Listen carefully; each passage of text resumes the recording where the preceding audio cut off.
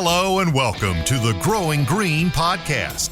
Your host, Jeremiah Jennings, is the owner of Growing Green Landscapes in Birmingham, Alabama, and has a passion for growing the entrepreneurship community for those who are young in business.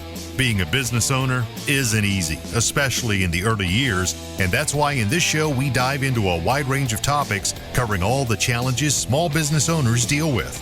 Even if your company is generating $1 million or more, the stories from our great guest and Jeremiah's own firsthand experiences will propel your business forward.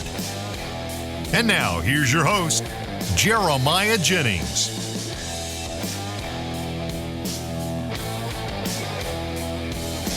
What's going on, everybody? Thank you so much for tuning in to episode today here on the Growing Green podcast. It's your host, Jeremiah Jennings, and I'm super excited to come to you today with another fresh episode for your Friday. Hope you guys are doing well. Had a great week out there, and you are getting after it. Man, it's crazy. This week has flown by. We are 1 week closer to having a baby, which is just absolutely insane. We're a week and a half out now, and it's going to be before we know it. I'm so excited. We're so happy and blessed to be in this position, and I do not take it for granted to be, repopulating the earth.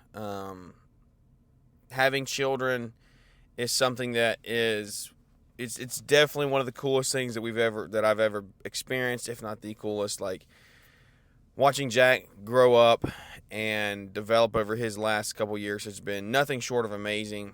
And now we get to do it again with our new son, Tate. And so I'm excited. It's going to be awesome. I'm pumped up.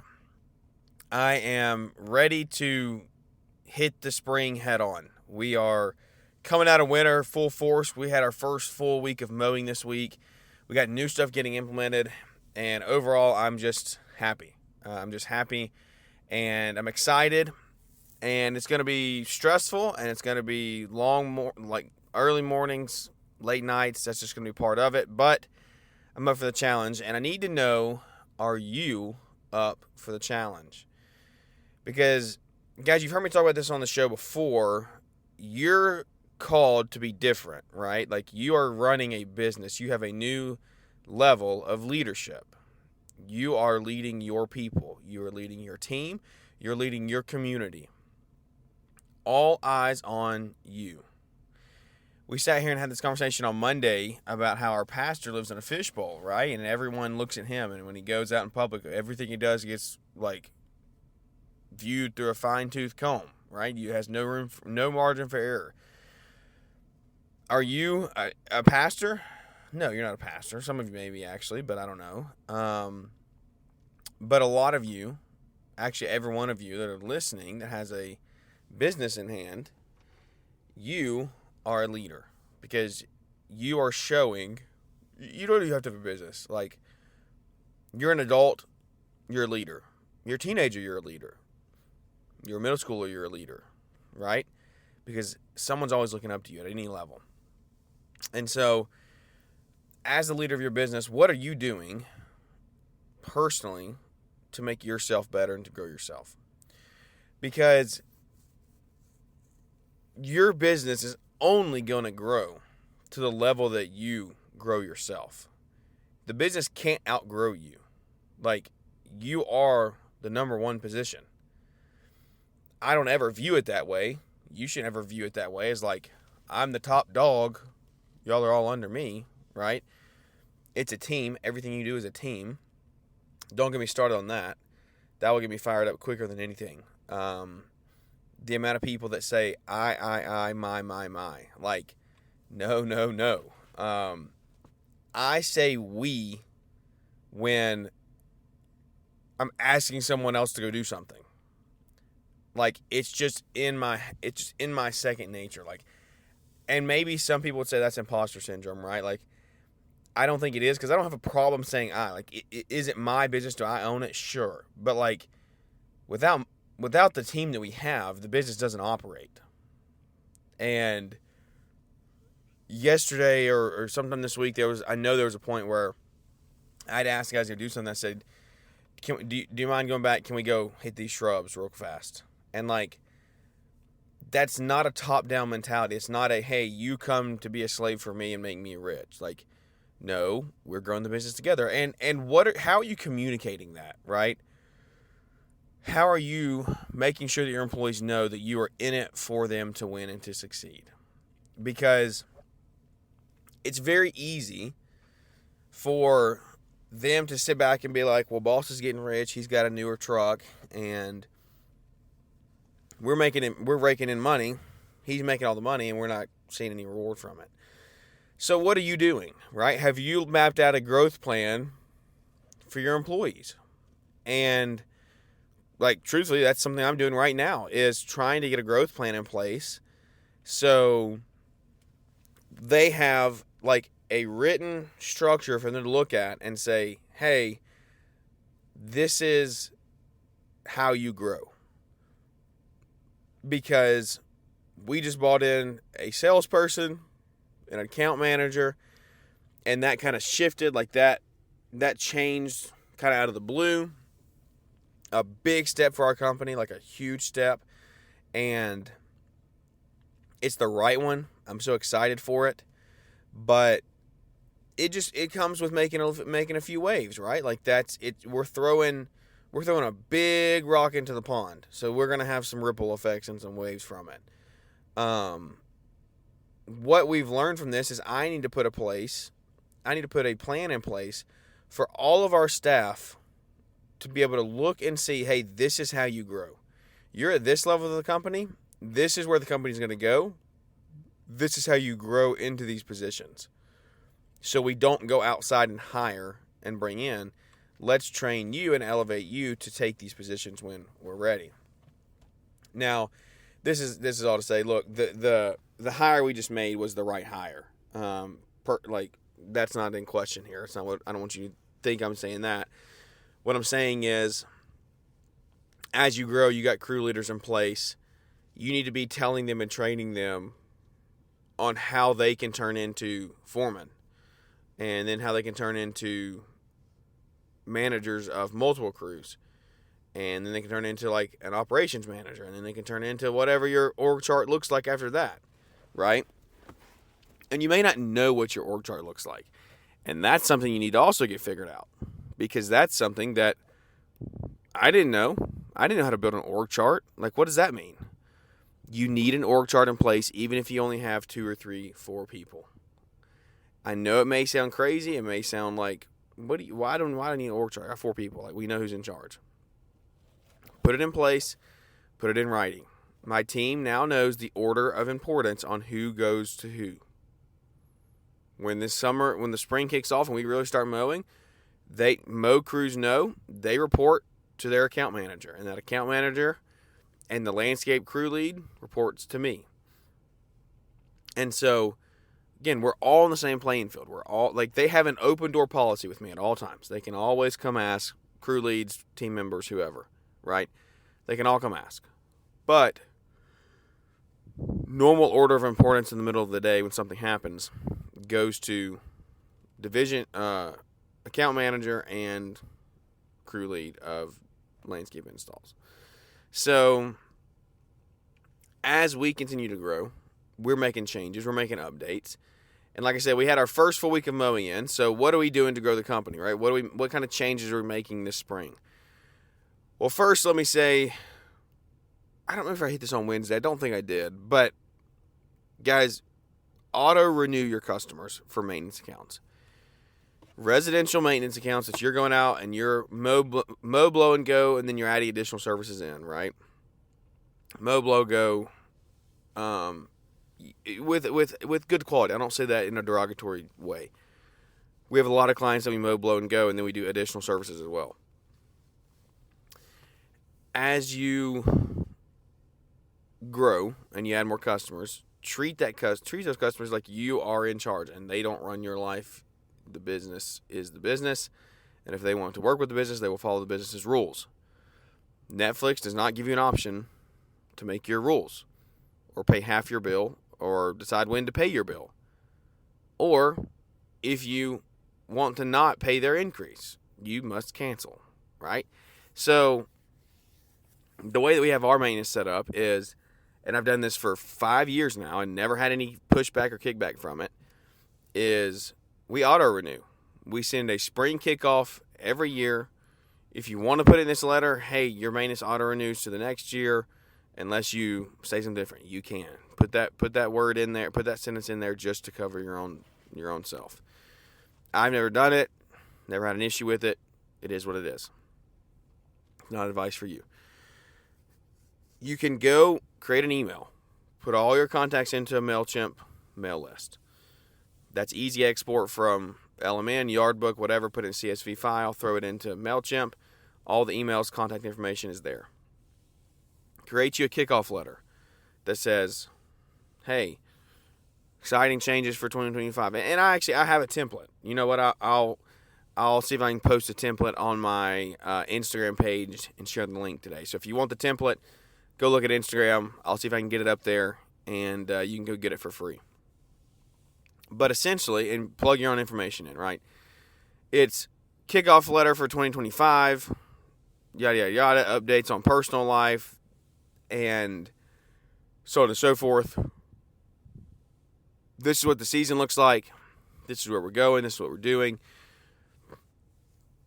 For me, we have a price increase every year. So that price increase gets stated. This year we did a 4% flat rate increase across all properties. That was the easiest way to manage, and you may ask why? Why 4%, right? Because 4%, we took over a bunch of properties last year that were underpriced for sure. And I knew that taking them on, but they have an extremely tight route. So 4% raised everything, usually $3. That was the typical increase on these yards that were priced. $2 to $3. So that $2 to $3 may not act like much, right? But it's $3 on 50 yards every single week. Excuse me. So $150 a week times 30 weeks. You're talking $2 grand, $3 grand, right? As we move through the season and through the year, we're going to track time on these better than we did last year. We have good data on these, but I didn't get them set up right in the year. I didn't get the times put in because we took these on the middle of summer. So I was like mass producing, putting them in, like just rocking and rolling, trying to get the schedules built out because we didn't have them one week and we had them the next, right? All 50. So it was just like trying to keep our head above water. They're all getting put in the right way this year with accurate time estimates on here. So we're going to be able to look this year and say, okay, I know that we can do these and make profit. Can we make 20% profit on them? I don't know. I don't think so. That's the way they're priced now. I think we can do them and make between 8 and 10% on the way that they are billed right now because they're all the time that I've estimated comparable to the price has us sitting at about 14% on the majority of these. And so we're going to be able to look back on this data and say, okay, look, this one was scheduled for $43, right? And this is low, right? We don't typically do anything we don't drop the gate for less than $50 now. This was a crazy situation. We took on 50, extremely tight route, right where we wanted it. Like, it was a perfect storm. So there's a lot of between 40. Nothing is less than 40. Nothing is less than 40. A lot of 41s to 50s in here. But these are yards that are taking 8 to 10 minutes a piece, right? These are very small, very easy cookie cutter lawns. So this yard may be $43, right? And it may have us, I may have us there for 0.2 man hours a piece. So what is 0.2 times 60? Let's actually do the math on that real fast. It is going to show, it's going to be, is that right? 2% times 60 is 1.2. So what is that? 12? Is that 12 minutes? Right? No. Yeah, because no, why did I say 0.02? That was the problem.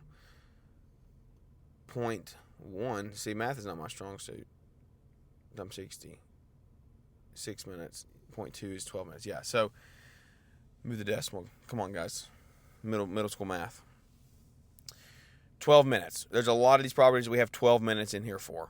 And we can do most of them in 12 minutes. Seriously, we can do most of them in 12 minutes. So what we're doing is we're going to build a skeleton crew of a 36-inch mower, a 48-inch mower, weed eaters, blowers, gas. Super small, super simple. And we're going to knock these small ones out. And so what we're going to be able to do is look back and say, hey, is this the data? Like, after the data, are we here for 20 minutes? Because if we're here for 20 minutes every time, then we're losing. We're not losing money yet, but we're getting close. We're barely breaking even on them. And that's not what we want. So, hey, we get to the point this year where, like, okay, we're not making much money. We got to start upselling. We got to start making some more revenue out of these customers, because if not, this is opportunity cost that we're losing that we could be spending on marketing for new customers, driving around getting new customers with higher revenue per hour, higher profit margins. So we got to be looking at those things. But anyway, yearly price increase, right? We have the data. 4% this year. That was a good rate for us this year. Everything, for the majority, everything except those 50 was priced right last year. So 4%, you could say, covers a little bit of inflation, covers our end a little bit, and we just continue to, like, everyone's struggling with money right now as well. Like, you gotta think about that. We are still, I make the comparison to Netflix a lot. We're not Netflix. We're not a monopoly. There's plenty of people they can go get to cut their grass, right? And so we've got to consider that. And I think I've shared this before. Our company is not I never sacrifice quality. And like when I say we're not a 5-star company, I don't mean that in the quality sense. I mean that in a sense of, we are not servicing high-end estates, and we're not billing to service high-end estates. We're probably a mid to upper level lawn care company. We're not a top-tier estate servicing company. And that's okay with me at this moment in our time. Some people freak out, like, what do you mean you're okay with sacrificing quality? Like, no, that's not what I'm saying. Our service model is, we're going to serve the middle to upper tier. Like, the random yards in the neighborhoods, we're going to try to pack them out. That's our goal this year, is like start packing streets out, really, really, really getting tight routes built up. And then we will service higher tier clients. We don't try to service low end at all. We try to stay middle to upper tier, but we don't bill for that. We don't bill for upper tier. So we can't give upper tier service. Does that make sense? You got to be able to, like, especially when you start putting cruising on the road and you're not there, you have to manage that. You have to manage how much time is being spent somewhere. Like, quality's always great, but you literally can't go upside down, right? Because you're spending money on something that you're not billing out for. So 4% increase, that goes into the newsletter template, right? And then we also state our start dates of when we're mowing. We'll start mowing here and here, and we just send any updates, right? And so we also, to wrap that whole tangent up, I've had no issues with that. I highly recommend it. If you're not to the spring rush yet, send out a kickoff letter. Stop waiting for people to return things in the snail mail. Don't even wait on people to press yes on a digital estimate, because what I'm searching for now at this point in business, and I don't really hear people talking about it enough, is removing the friction points, removing the opportunities to say no, right? Removing the opportunities for them to even think about saying no. If I send them an estimate every single year and they get the price put in front of them every single year, then they might look and say, you know what? They are middle to upper tier. They're good, right? Because this is our model, right? We're not high end. So high end people usually get better buy-in from your customers. They're ride or die, right? This service model is, yeah, they're good, but I could probably go find somebody for $10 or $15 cheaper that's still going to do a good job, right? Because we are priced on the higher end of the middle tier. And so they could just do that. And, like, this is not a sleazy way. This is not something that's, like, dirty to say. Like, we live in a subscription-based world now. And if you don't realize that, you got to catch on. Like, you're going to get left behind, buddy. Subscription-based, AI, you better catch up. Technology is not going anywhere. And so you better get on board with it. Subscription is what people want. They want something set. They want the same price. They don't want to touch it again. Everyone understands inflation. Everyone understands everything's getting more expensive. It's okay for you to charge more money. I raise my price every year, and I usually lose between 2 to 5 customers every year at most over price increase, at most. And we continue rock and rolling. And those people are the ones that I'm okay to lose because they're usually the ones that aren't making me the most money. So, with that being said, I do not send estimates every year for the people to approve and send back to me. That's not a thing. Because, again, it's a friction point. It's a point for them to look and say, I'm going to get another quote. And then you're sitting there ready to start your season off, and you're having to dial and call all these people, like, hey, can we come mow? Are you proven? Right? Like, that's just, why would you do that? I don't understand why. I can't comprehend it. I don't understand why. I've done it, and there's no issues with it. Now, your first year, you may have some kickback if it's something new, right? But just be able to handle that. Have your reasons in place. Know how to handle objection. And add value. Add value as to why you're increasing your price. Add value as to why you need to be raising and starting a little earlier in the season, right? So, as you progress, you're going to see these things, you're going to learn these things, and these people want subscriptions, send the newsletter, right? Send the newsletter. You also, once you have your newsletter built, you can send things throughout the year to keep them updated. Communication with your clients is huge. Like we talked about at Leanscaper, we talked about the CSAT score, customer satisfaction. Make sure that that's through the roof. Like that's something that we're doing. Our account manager is going to handle that a ton this year. It's going to be awesome. I can't wait. You must be managing that better than you are right now. I promise you. Because if you are an owner-operator and you've got 3 or 4 guys and maybe you got 1 or 2 crews out there and you have no one on the back end helping you with any of this, you're struggling. You're trying to keep your head above water. I know it. So make sure that you are building people around your team to help you do this. And you may not even think you need it. Like I didn't think I could use a sales guy this early in business. But you know what? It's opened up a ton of doors. It has opened a ton of doors, and I think we're going to blow the roof off of this business in the next 3 years. So send out the newsletter, give the updates. That's just like a little tip for today. I hope I hadn't talked about that before, but even if I did, I know I wasn't that in depth with it. So take that, run with it. I'll put the link in Instagram today to go get the template. And that'll be in my stand store. The link's in the bio. I'll also put on my story. But anyway, go use that, utilize it. Hope it helps. It'll be free. It's awesome, right? It's awesome. I love it. That's the way we're doing. Another change that we put in that email. I want to talk about this, and then I'll let you go. I don't want to hold you too long. Another change we put in that email. Hey, Miss Jones, all the full email, right? We're also changing our billing process. This is one I'm most excited about. We're changing our billing process to a weekly billing system.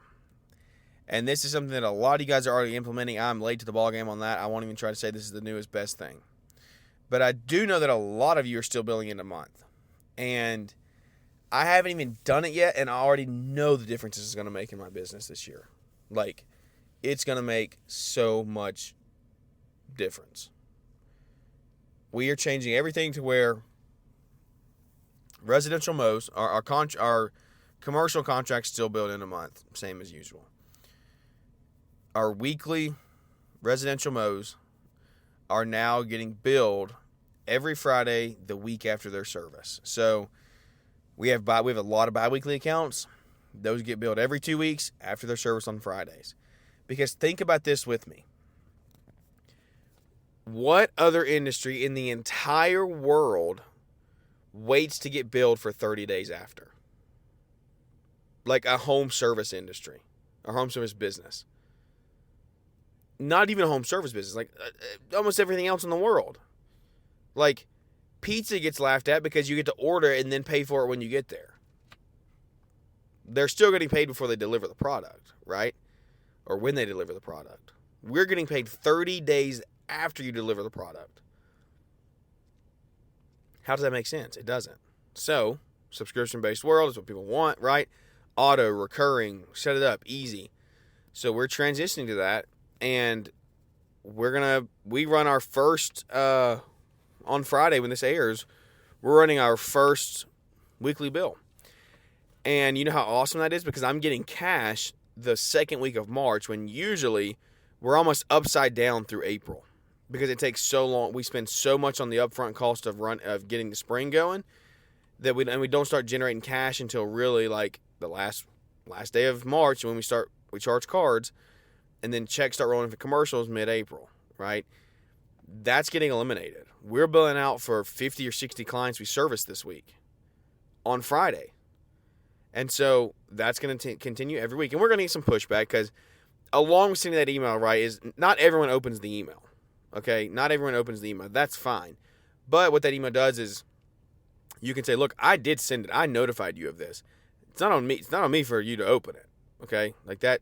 This is why the clause in there, like when you sign people up, have some welcome email or something when they're adding their card on file. Like, this is a renewing service. This auto renews every year.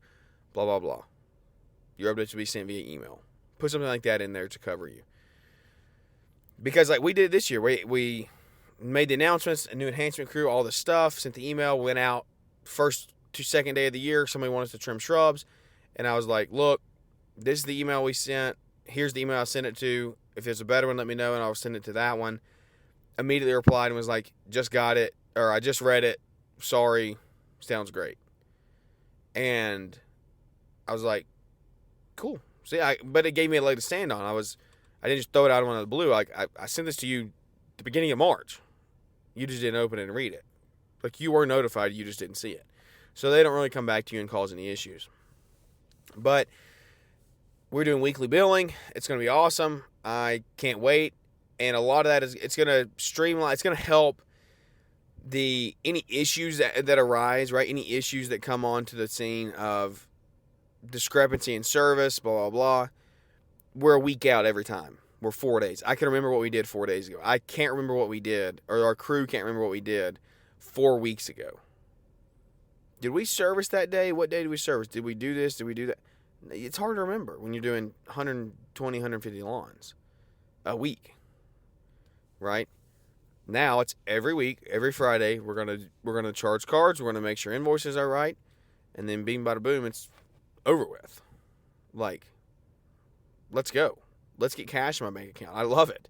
Like, you should all love it. You should all want to be doing that. So, little things, guys, little decisions that really can like propel you in growth. It's not always easy. It's a little scary sometimes. Is it scary doing these things, making these decisions? Yeah, it's scary. Like, we're going to lose some customers. I get it. But overall, your business is going to succeed and it's going to grow from it. Add value, add value, add value.